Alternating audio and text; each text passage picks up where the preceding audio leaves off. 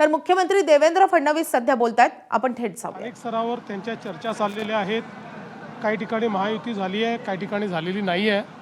स्थानिक स्तरावरच हे सगळे निर्णय होत आहेत, त्यामुळे परवापर्यंत तुम्हाला चित्र स्पष्ट दिसेल। जागा वाटपांचा काही कलह आहे का? जागा सुरू आहे, जागा वाटप वरून होतच नाही।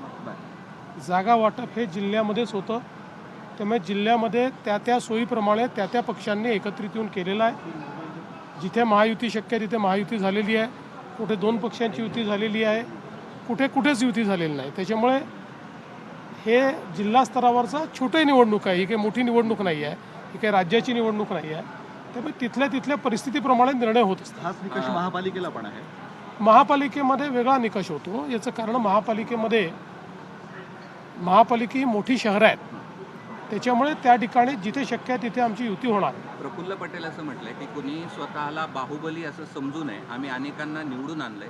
राष्ट्रवादी काँग्रेस हा स्वतंत्र पक्ष आहे, त्यांचा रोख कुणाकडे हे काय कळत नाही। तुम्ही शोधून काढा कोणाकडे रोख आहे, आमच्याकडे तर नाही आहे एवढं नक्की सांगतो। अजित पवारांनी एक खंत व्यक्त केली आहे की मला बिहारच्या निवडणुका लढवायच्याच नव्हत्या, मात्र माझ्याच पक्षातल्या लोकांनी हा निर्णय घेतला आणि तोंडावर पडलो, मान्यही केलेलं आहे। ठीक आहे, मला असं वाटतं हे त्यांचं म्हणणं खरं आहे, कारण त्यांची कुठलीही ती निवडणूक लढवण्याची तयारी पण नव्हती आणि म्हणून ते बिहारला गेले देखील नाहीत। असं पुण्याचा जो मॅप आहे, पुन्हा संभाजीनगरचा जो मॅप आहे तो व्हायरल झालाय रस्त्याचा, आणि त्यात काहीच लोकांनी खूप मोठ्या प्रमाणावरती जमीन ते सगळे तोंडघाशी पडतील।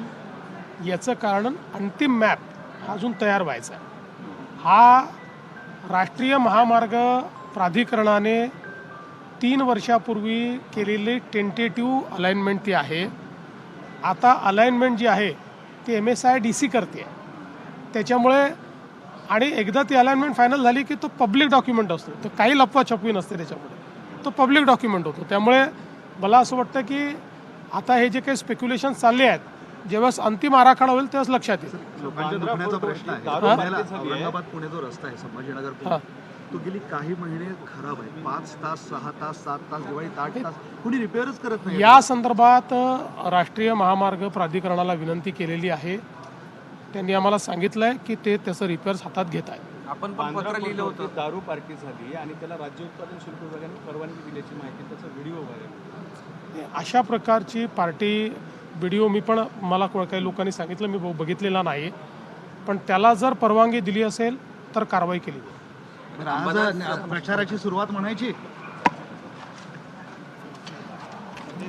तर शक्य तिथे युती म्हणून लढणार असं फडणवीसांनी स्पष्ट केलंय। स्थानिक स्तरावर युतीचा निर्णय होईल हे देखील त्यांनी सांगितलेलं आहे। त्यामुळे या स्थानिक निवडणुकांचं जागा वाटप हे त्या स्तरावरच होतं। महापालिकांच्या बाबतीत शक्य तिथे आम्ही युती करू असं देखील मुख्यमंत्री देवेंद्र फडणवीस यांनी स्पष्ट केलंय। तर आज मुख्यमंत्री देवेंद्र फडणवीस छत्रपती संभाजीनगरच्या दौऱ्यावर आहेत आणि त्या दरम्यान देवेंद्र फडणवीसांनी ही सविस्तर प्रतिक्रिया दिली आहे। एबीपी माझा, उघडा डोळे बघा नीट।